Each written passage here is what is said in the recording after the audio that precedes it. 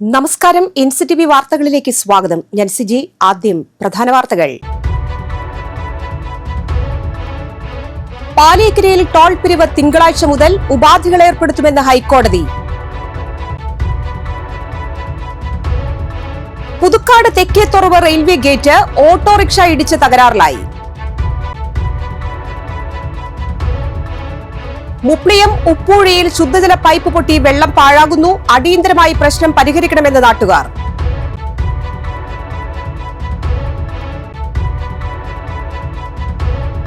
കൊടകര വാക്കോട്ടായി പാടത്ത് Kochi Salem LPG pipe line സ്ഥാപിക്കുന്നതിനായി വെട്ടിപ്പൊളിച്ച റോഡ് വർഷങ്ങളായിട്ടും സഞ്ചാരയോഗ്യമാക്കിയില്ലെന്ന് പരാതി. മനക്കുളങ്ങര ലയൺസ് ക്ലബിന്റെ നേതൃത്വത്തിൽ നടത്തിവരുന്ന സൗജന്യ നേത്ര പരിശോധന തിമിര ശസ്ത്രക്രിയാ ക്യാമ്പ് ഞായറാഴ്ച നടത്തുമെന്ന് ഭാരവാഹികൾ അറിയിച്ചു.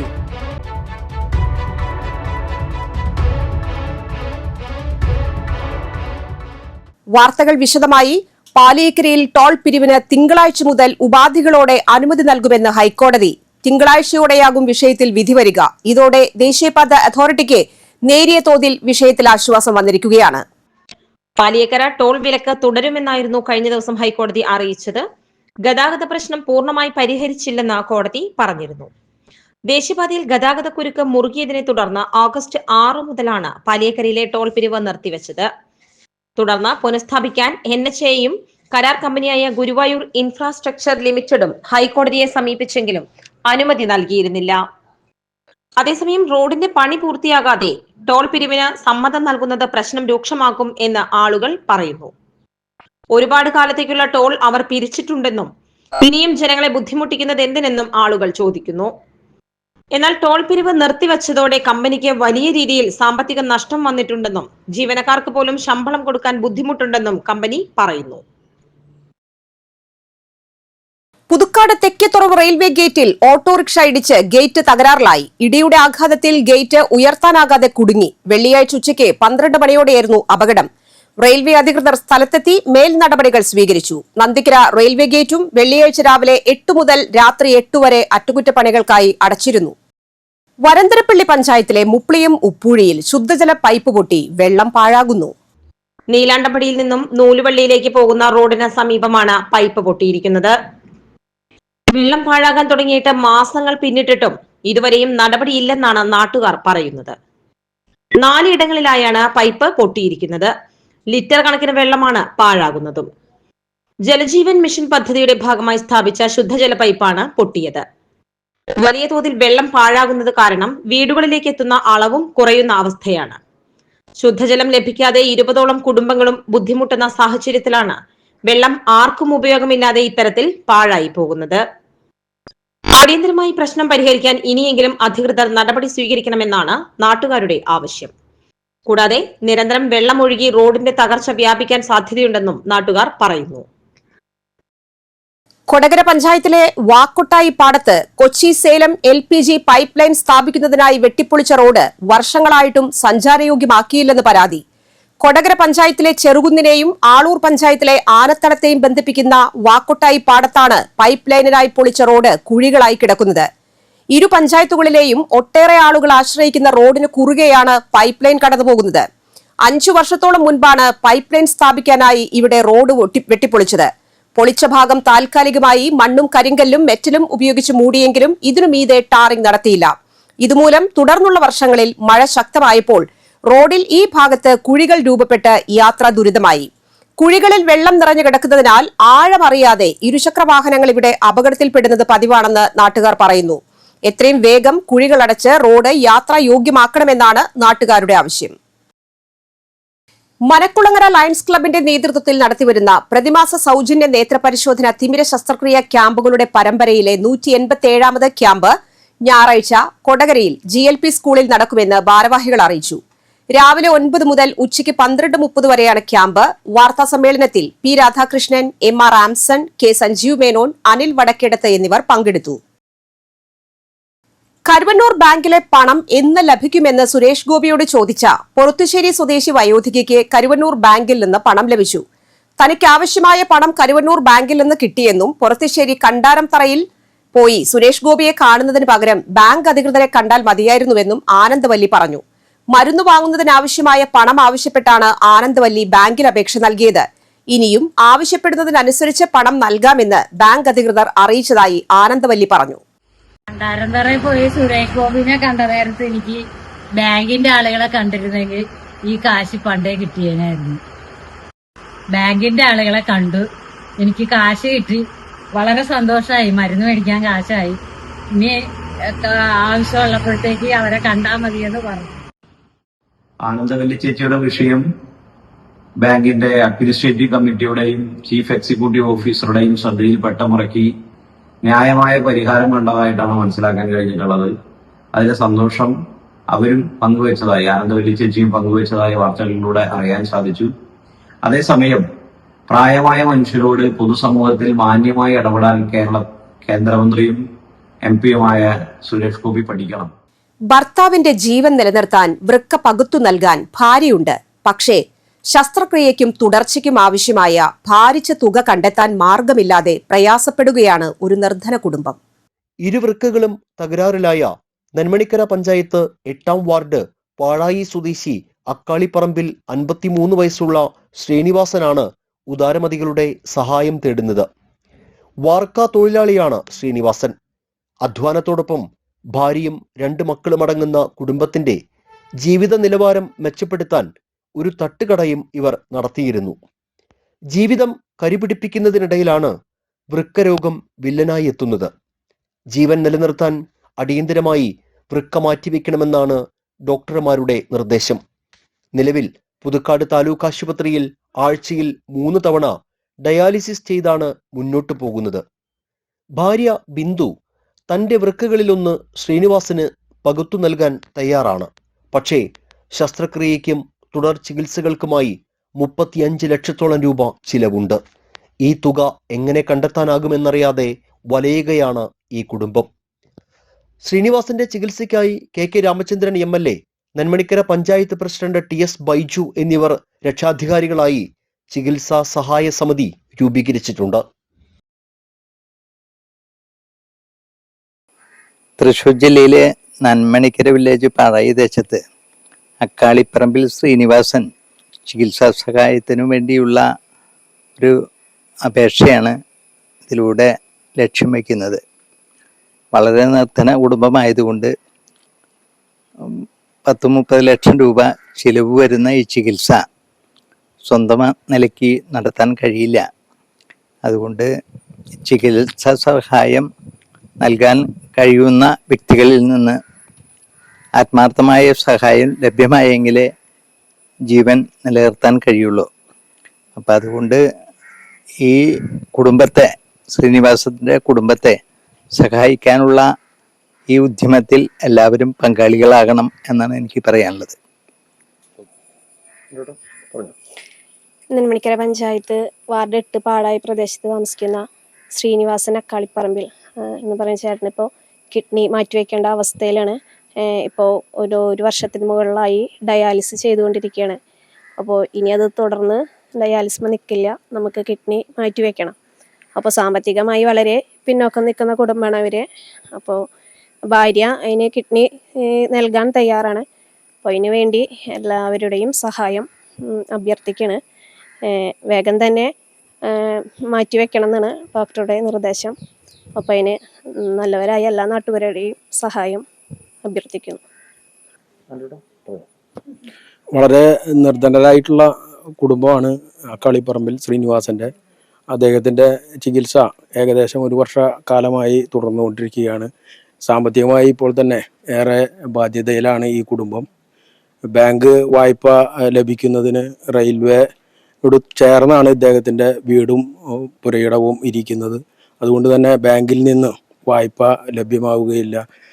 സുമനസ്സുകളുടെ സഹായം കൊണ്ട് മാത്രമേ ജീവൻ നിലനിർത്താൻ കഴിയുകയുള്ളൂ. എല്ലാ നല്ലവരായ ആളുകളുടെയും അകമഴിഞ്ഞ സഹായം ഈ ചികിത്സയ്ക്കായി തേടുകയാണ്, അഭ്യർത്ഥിക്കുകയാണ്. ശ്രീനിവാസന്റെ ജീവൻ നിലനിർത്താൻ സുമനസ്സുകളുടെ കാരുണ്യം കൂടിയേ തീരൂ. ഈ നിർധന കുടുംബത്തിന് താങ്ങാകാൻ കഴിയുന്ന സുമനസ്സുകൾക്ക് ഫെഡറൽ ബാങ്കിന്റെ ആമ്പല്ലൂർ ബ്രാഞ്ചിൽ 1704 01 00 57 881 എന്ന അക്കൗണ്ട് നമ്പറിലേക്കോ 8547047231 എന്ന ജിപേ നമ്പറിലേക്കോ സഹായങ്ങൾ അയക്കാവുന്നതാണ്. ഇരുവൃക്കകളും തകരാറിലായ നെന്മണിക്കര പഞ്ചായത്തിലെ പാഴായി സ്വദേശി അക്കാളിപ്പറമ്പിൽ ശ്രീനിവാസൻ ചേട്ടൻ വൃക്ക മാറ്റിവെക്കൽ ശസ്ത്രക്രിയയ്ക്കായി ഉദാരമതികളുടെ സഹായം തേടുകയാണ്. വൃക്ക നൽകാൻ ഭാര്യ ബിന്ദു തയ്യാറാണ്. എങ്കിലും ഡയാലിസിസിനും മറ്റ് ചികിത്സകൾക്കും മരുന്നിനുമുള്ള തുക കണ്ടെത്താൻ പോലും പാടുപെടുന്ന ഈ കുടുംബത്തിന് ശസ്ത്രക്രിയയ്ക്കുള്ള തുക കണ്ടെത്തുക എന്നത് അപ്രാപ്യമായ കാര്യമാണ്. നാട്ടുകാരുടെ നേതൃത്വത്തിൽ ഇവർക്കായി ചികിത്സാ സഹായ സമിതി രൂപീകരിച്ച് ഉദാരമതികളുടെ കാരുണ്യം തേടുകയാണ്. കരുണയുള്ളവർ കരം പിടിക്കുമെന്ന പ്രതീക്ഷയിലാണ് ഈ കുടുംബം. ക്യാമറമാൻ നന്ദുവിനൊപ്പം ആൻഡോ കല്ലേരി, NCTV ന്യൂസ്, പുതുക്കാട്. വിബിത് ട്രസ്റ്റും IMB പാലിയേറ്റീവ് കെയറും ചേർന്ന് വരന്തരപ്പള്ളി തണൽ വീട്ടിൽ സ്നേഹസ്പർശം പരിപാടിയും സൗജന്യ മരുന്നു വിതരണവും സംഘടിപ്പിച്ചു. സാമൂഹിക പ്രവർത്തകൻ കരീം പന്നിത്തടം ഉദ്ഘാടനം ചെയ്തു. തണൽ വീട് സെക്രട്ടറി CA ബഷീർ അധ്യക്ഷത വഹിച്ചു. IMB palliative care convener Muhammad Ambalam മുഖ്യാതിഥിയും വിബിത് ട്രഷറർ CP അസ്കർ അലി മുഖ്യപ്രഭാഷണവും നടത്തി. വിബിത് കൺവീനർ അൻവർ അബൂബക്കർ, അമ്മ സൊസൈറ്റി പ്രസിഡന്റ് കുമാരിയമ്മ, സാമൂഹ്യ പ്രവർത്തക ഗീതാരാമൻ എന്നിവർ പ്രസംഗിച്ചു. IMB പാലിയേറ്റീവ് കെയർ ഭാരവാഹികളായ PM Abdul Razak, MB Jafar, Muhammad Moosa, Arsil Binsad, Vibith coordinator AA Harshad, Jisna Johnson, Jisna Lazar എന്നിവർ നേതൃത്വം നൽകി. Puthukkad government vocational higher secondary സ്കൂളിലെ കലോത്സവവും പൂർവ്വ അധ്യാപകർക്കുള്ള ആദരവും നടത്തി. ജില്ലാ പഞ്ചായത്ത് അംഗം സരിത രാജേഷ് ഉദ്ഘാടനം ചെയ്തു. ബ്ലോക്ക് പഞ്ചായത്ത് അംഗം സതി സുധീർ അധ്യക്ഷയായി. VHSC പ്രിൻസിപ്പൽ CJ ബിന്ദു, പ്രധാന അധ്യാപിക Bindu, PTA president CT Joseph, SMC chairman Rakesh, OSA president Dileep, secretary Varghese Thekkethala, OTA president VC Kumari, secretary Usha Antony, treasurer Baby, അധ്യാപകൻ വിനയൻ എന്നിവർ പ്രസംഗിച്ചു. തുടർന്ന് കുട്ടികളുടെ വിവിധ കലാപരിപാടികളും അരങ്ങേറി. നമ്മുടെ സ്കൂൾ കലോത്സവം ഇന്നിവിടെ ആരംഭിക്കുമ്പോൾ നമ്മളെ സംബന്ധിച്ച് വലിയ അഭിമാനത്തോടു കൂടി നമുക്ക് പറയാൻ പറ്റുന്ന ഒരു കാര്യം കൂടിയുണ്ട്. നമ്മുടെ സംസ്ഥാനതല സ്കൂൾ കലോത്സവം നമ്മുടെ തൃശ്ശൂർ ജില്ലയിലാണ് എന്നുള്ളത്. നമ്മളെ പഠിപ്പിച്ച ടീച്ചർമാരെ ഒന്ന് ആദരിക്കാന്ന് പറയുമ്പോൾ, അല്ലെങ്കിൽ അവരെ ഒരിക്കൽ കൂടി കാണാന്ന് പറയുമ്പോൾ ഒരുപാട് സന്തോഷമുള്ള കാര്യമാണ്. ഞാൻ എൻ്റെ ഒരു ലൈഫിൽ ഒരു കാര്യം പറയാം. കഴിഞ്ഞ വർഷം എന്നെ +2 പഠിപ്പിച്ച ടീച്ചർ റിട്ടയർഡ് ആയിരുന്നു. ഞാൻ പറഞ്ഞിട്ട് തോന്നുന്നു പ്രാവശ്യമുണ്ട്. ഇന്ത്യൻ ഭരണഘടനയുടെ വാർഷികാഘോഷങ്ങളുടെ ഭാഗമായി ഭരണഘടനാ ആമുഖം പുതുക്കാട് പഞ്ചായത്തിലെ എല്ലാ വിദ്യാലയങ്ങൾക്കും നൽകുന്നതിന്റെ ഉദ്ഘാടനം പുതുക്കാട് പഞ്ചായത്ത് പ്രസിഡന്റ് KM ബാബുരാജ് നിർവഹിച്ചു. Saint Xavier's convent UP school പ്രധാന അധ്യാപിക സിസ്റ്റർ വന്ദനയും വിദ്യാർത്ഥികളും ചേർന്ന് ഭരണഘടനാ ആമുഖം ഏറ്റുവാങ്ങി. വികസനകാര്യ സ്ഥിരം സമിതി അധ്യക്ഷൻ Sebi Kodiyan, Johnny Chittissery, PTA president NP Biju, Sanal Manjali, KJ Joju, Davis Kannanaickal, Smitha Sebastian എന്നിവർ പ്രസംഗിച്ചു. Calicut university 2023-25 batch clinical psychology ബിരുദാനന്തര ബിരുദത്തിന്റെ പരീക്ഷാഫലത്തിൽ 6 റാങ്കുകൾ കരസ്ഥമാക്കി Kodakara Sahrudaya college of advanced studies. Jobitha Joby rank 1, Sneha T rank 3, Aishwarya Thilakan rank 6, Saniya Paul rank 9, Adeena John rank 10, Fathima Arafa rank 10 എന്നിങ്ങനെയാണ് സ്വന്തമാക്കിയത്. കാലിക്കറ്റ് യൂണിവേഴ്സിറ്റി കീഴിൽ ഇതിപ്പോൾ 5ാം തവണയാണ് സഹൃദയ കോളേജ് ഈ നേട്ടം സ്വന്തമാക്കുന്നത്. 2017 മുതൽ സൈക്കോളജിയുടെ ബിരുദത്തിലും വാല്യൂ ആഡഡ് കോഴ്സസിൽ ഗോൾഡ് മെഡലുകളും 2020 മുതൽ ജനറൽ സൈക്കോളജിയിലും ക്ലിനിക്കൽ സൈക്കോളജിയിലും ബിരുദാനന്തര ബിരുദത്തിൽ നിരവധി റാങ്കുകൾ Sahrudaya college of advanced studies നേടിയിട്ടുണ്ട്. കാലിക്കറ്റ് യൂണിവേഴ്സിറ്റി D സോൺ പുരുഷ കബഡി മത്സരത്തിൽ Kodakara Sahrudaya college of advanced studies ജേതാക്കളായി. Calicut university D zone convener doctor S Bindu സമ്മാനദാനം നിർവഹിച്ചു. Thrissur government model girls vocational higher secondary സ്കൂളിന്റെ സ്കൂൾ കലോത്സവം ഹംസധ്വനി 2025 സംഘടിപ്പിച്ചു. Thrissur corporation deputy mayor ML Rossi ഉദ്ഘാടനം ചെയ്തു. PTA president VC Satheesh Kumar അധ്യക്ഷത വഹിച്ചു. വിദ്യാഭ്യാസ standing committee chairperson Jayaprakash Poovathinkal മുഖ്യപ്രഭാഷണം നടത്തി. ചാക്യാർകൂത്ത് കലാകാരനായ കലാപീഠം ഹരീഷ് പശുപതിയെ തൃശൂർ കോർപ്പറേഷൻ കൌൺസിലർ റെജി ജോയ് ആദരിച്ചു. വൊക്കേഷണൽ ഹയർ സെക്കൻഡറി വിഭാഗം principal KK Anitha, model girls high school വിഭാഗം പ്രധാന അധ്യാപിക KP ബിന്ദു, ഹയർ സെക്കൻഡറി വിഭാഗം senior assistant R Sarala, high school വിഭാഗം അധ്യാപിക കെ സിന്ധു എന്നിവർ പ്രസംഗിച്ചു.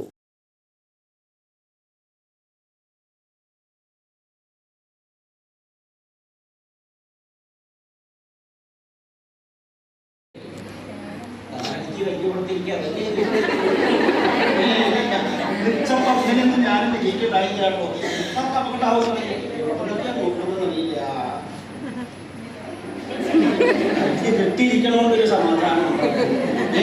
അപ്പോ വിവാഹം എന്ന് പറഞ്ഞു കഴിഞ്ഞാൽ പരീക്ഷ അങ്ങനെ പറഞ്ഞില്ല, വിവാഹത്തിന് പരീക്ഷ അങ്ങനെ പറഞ്ഞു കേട്ടിട്ടില്ല അല്ലേ? ഇപ്പൊ എല്ലാറ്റിനും പരീക്ഷയുള്ള കാലമാണ് പറയുന്നത്. ഏത് കാര്യം നടക്കണമെങ്കിലും പരീക്ഷ. ഫാസ്റ്റ് പാടിയുടെ ആഭിമുഖ്യത്തിൽ ജില്ലാ മേര യുവഭാരതിന്റെയും കോടാലി ലക്ഷ്യ എക്സലൻസ് കെയറിന്റെയും സഹകരണത്തോടെ ദേശീയ ഹിന്ദി ദിനം ആചരിച്ചു. കോടാലി SN സ്കൂൾ ഹിന്ദി അധ്യാപിക ബിനി ഗംഗാധരൻ ഉദ്ഘാടനം ചെയ്തു. ഫാസ്റ്റ് പ്രസിഡന്റ് TK ലാലൻ അധ്യക്ഷനായി. VK Kasim, IR Aravindakshan, T ബാലകൃഷ്ണമേനോൻ, Sheeja Avarankutty, വെൽവിൻ Antony എന്നിവർ പ്രസംഗിച്ചു. ത്രിതല പഞ്ചായത്ത് മുന്നൊരുക്കങ്ങളുടെ ഭാഗമായി കോൺഗ്രസ് അളഗപ്പ നഗർ പഞ്ചായത്ത് 3-ാം വാർഡ് കമ്മിറ്റി സമ്മേളനം നടത്തി. ഗ്രാമപഞ്ചായത്ത് പ്രസിഡന്റ് K രാജേശ്വരി ഉദ്ഘാടനം ചെയ്തു. വാർഡ് പ്രസിഡന്റ് EP ജോയ് അധ്യക്ഷത വഹിച്ചു. K Radhakrishnan, Jimmy Manjali, Jayan Koovakkadan, Manoj Sundar, Sijo Punnakkara, Jenson Kannath, Prejo Kacharakkal, Albin Stanley, KV Sundaran എന്നിവർ സന്നിഹിതരായി.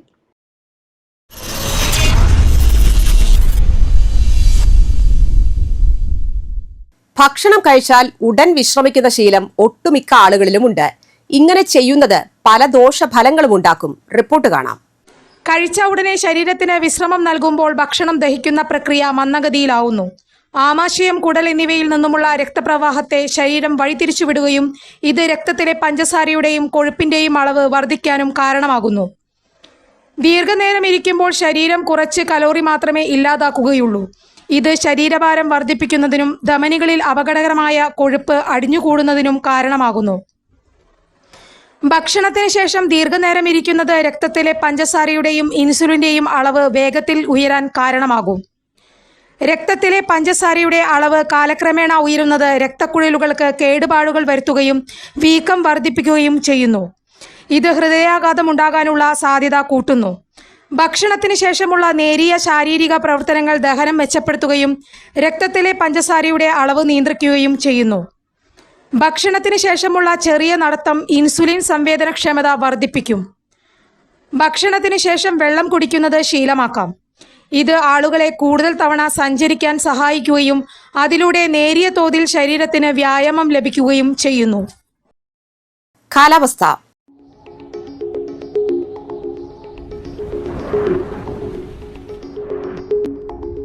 ഇന്ന് കൂടിയ ചൂട് 29 ഡിഗ്രി സെൽഷ്യസ്, കുറഞ്ഞ ചൂട് 24 ഡിഗ്രി സെൽഷ്യസ്. 2025-27 DELD കോഴ്സിന്റെ സർക്കാർ എയ്ഡഡ് സ്വാശ്രയ TTIകളിലേക്കുള്ള 1-ാം ഘട്ട പ്രവേശനത്തിനായി അഭിമുഖം സെപ്റ്റംബർ 22, 23, 24 തീയതികളിൽ നടത്തും. Thrissur government model girls higher secondary സ്കൂളിൽ രാവിലെ 9:30 മുതലാണ് സയൻസ്, കൊമേഴ്സ്, ഹ്യൂമാനിറ്റീസ് വിഷയങ്ങളിലേക്കുള്ള പ്രവേശന അഭിമുഖം നടത്തുക. ബന്ധപ്പെടേണ്ട ഫോൺ നമ്പർ 048723608110. ചാലക്കുടി കൃഷ്ണ ജ്വല്ലറിയിൽ ഇന്നത്തെ സ്വർണ്ണവില. സ്വർണ്ണവില നിങ്ങൾക്കായി സമർപ്പിക്കുന്നത് അപ്പസ്വർണം ആഡംബരവുമാണ്, സമ്പാദ്യവുമാണ്. സ്വർണം കയ്യിലുണ്ടേ അതൊരു ധൈര്യവുമാണ്. Krishna jewellery golden diamonds, Chalakudy. ഹൃദയങ്ങൾ കീഴടക്കിയ വിശ്വാസം. സ്വർണം ഗ്രാമിന് 10,205 രൂപ, പവന് 81,640 രൂപ. മരോട്ടിച്ചാൽ പാണ്ടാരി വേലായുധൻ അന്തരിച്ചു. 75 വയസ്സായിരുന്നു. സംസ്കാരം നടത്തി. ലീലയാണ് ഭാര്യ. വിനു, പരേതനായ സുരൻ എന്നിവർ മക്കളും ധന്യ മരുമകളുമാണ്. പ്രധാന വാർത്തകൾ വീണ്ടും. പാലിയേക്കരയിൽ ടോൾ പിരിവ് തിങ്കളാഴ്ച മുതൽ ഉപാധികൾ ഏർപ്പെടുത്തുമെന്ന് ഹൈക്കോടതി. Puthukkad Thekkethuravu railway gate autorickshaw ഇടിച്ച് തകരാറിലായി. മുപ്ലിയം ഉപ്പൂഴിയിൽ ശുദ്ധജല പൈപ്പ് പൊട്ടി വെള്ളം പാഴാകുന്നു. അടിയന്തരമായി പ്രശ്നം പരിഹരിക്കണമെന്ന് നാട്ടുകാർ.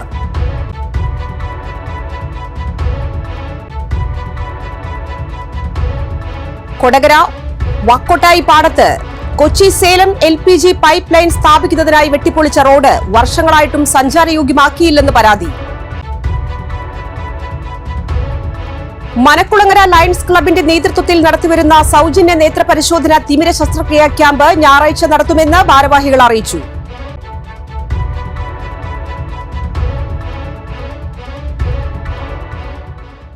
ഈ വാർത്താ ബുള്ളറ്റിൻ പൂർണ്ണമാകുന്നു. പുതുക്കാട് മേഖലയിലെ പ്രധാന സംഭവങ്ങളുടെ വാർത്താ ക്ലിപ്പുകളും ഡെയിലി ന്യൂസും NCTV ന്യൂസ് എന്ന യൂട്യൂബ് ചാനലിൽ ലഭ്യമാണ്. ന്യൂസ് ബുള്ളറ്റിന്റെ പ്രീമിയർ സംപ്രേഷണം എല്ലാ ദിവസവും രാത്രി 10-ന്. പുതുക്കാട് നിയോജക മണ്ഡലം, കൊടകര ബ്ലോക്ക് പഞ്ചായത്ത് പരിധികളിലെ സമഗ്ര വാർത്തകൾ അറിയാൻ NCTV ന്യൂസ് എന്ന യൂട്യൂബ് ചാനൽ സബ്സ്ക്രൈബ് ചെയ്യുക. നമസ്കാരം.